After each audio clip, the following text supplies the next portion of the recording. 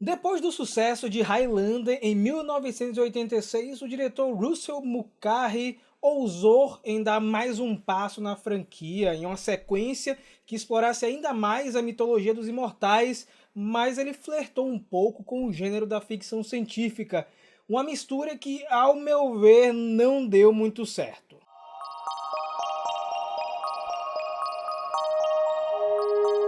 Olá, aventureiros, tudo bem com vocês? Sabe aquela história de não mexer em time que tá ganhando?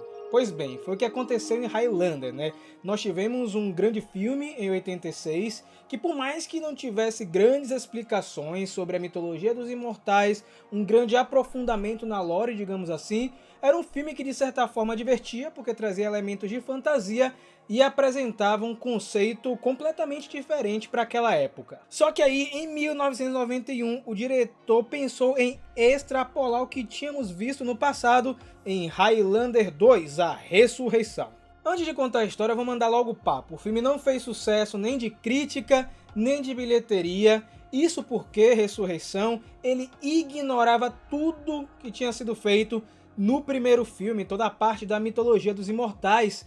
E naquela época muita gente ficou sem entender porque Ramírez estava na capa, no pôster do filme, até porque no longa anterior ele havia morrido. E eu sou uma dessas pessoas. Quando eu vi aquele pôster, eu não entendi nada do que estava acontecendo. Por conta dessa recepção negativa, coloque muito negativa, anos depois, em 1995, nós ganhamos uma versão nova chamada Renegade Version, que ao longo dos anos acabou sendo adotada como a versão original e oficial desse segundo filme, ou seja, a versão que passou no cinema na época, meus amigos, e virou um material digno de colecionador. Pegaram todas essas informações? Se liga na história de Highlander 2, que tinha como premissa básica a origem dos imortais, que na ocasião eram alienígenas. Sim, exatamente isso que você ouviu. Esses seres vivem em um planeta chamado Zeist, e a introdução do filme se passa 500 anos antes dos eventos do longa anterior,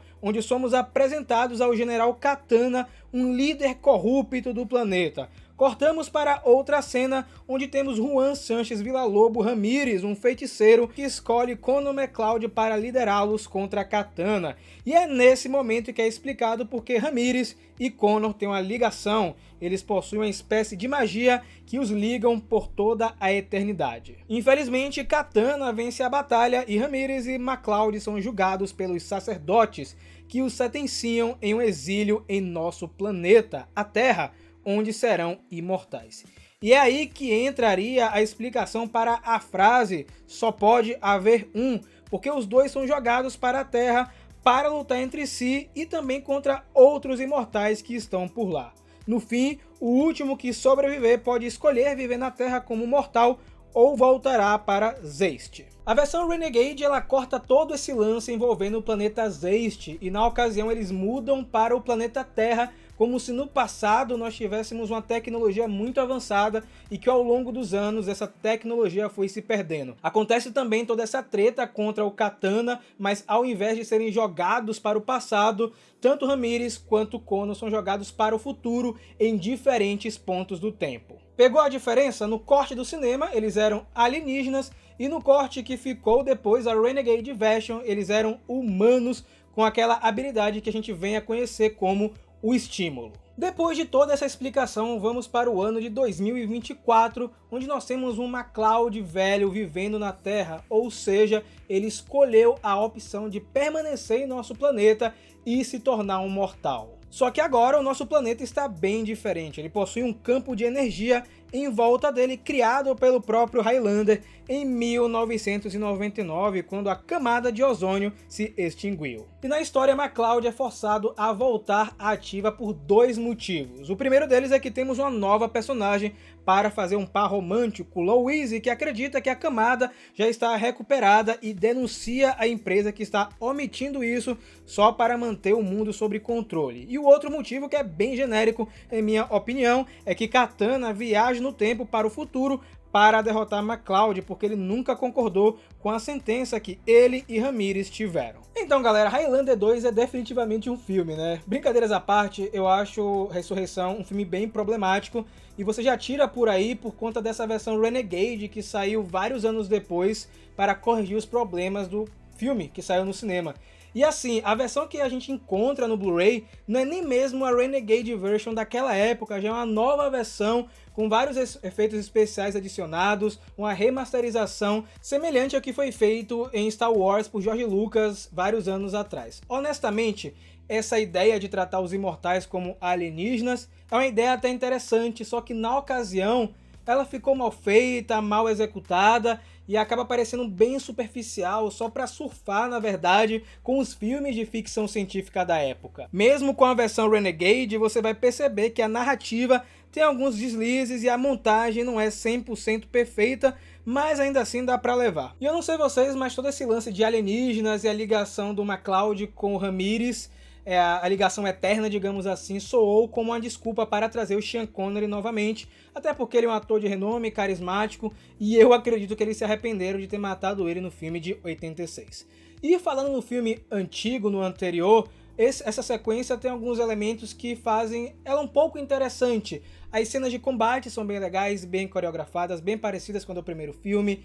Os efeitos práticos são bem legais. E um outro ponto que me pega de jeito, um ponto positivo, é essa ambientação cyberpunk que o filme tem, aquele futuro mais sombrio, mais sujo, que remete a outras obras como Blade Runner, que é um dos meus filmes favoritos de todos os tempos. Então eu acho que nessa parte de ambientação, efeitos especiais e combates, o filme até que deu certo. Ah, e antes que eu esqueça, o Michael Ironside, que faz o Katana, o mesmo ator de Scanner, está excelente como vilão, mais convincente inclusive que o Kurgan do primeiro longa-metragem. Eu não podia deixar de finalizar o vídeo sem trazer algumas curiosidades de Highlander 2. A primeira delas, eu já comentei com vocês, é que o filme teve versões diferentes. A primeira, que saiu em 1991, a segunda versão, que é a Renegade Version, e a versão remasterizada, que saiu em 2004. Mas pesquisando por aí no Google, você vai perceber que algumas outras versões, mudando alguma coisa ou outra, saíram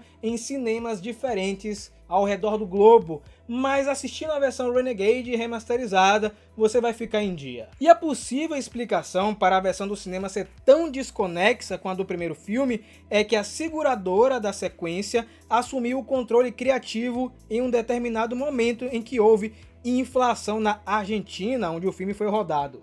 Eles tiveram que adiantar o mais rápido possível o fim das gravações e isso resultou em uma bagunça sem tamanho. Tem uma matéria muito bacana no site Clarim que detalha todo esse processo orçamentário que impactou diretamente na história do filme. E é nessa matéria que o Michael Ironside comenta que odiou o roteiro, mas topou fazer porque foi seu primeiro grande vilão. E ele também comenta que perdeu um dente e que Christopher Lambert, que faz o MacLeod, perdeu uma parte do dedo em uma das lutas com espadas. Que coisa, não?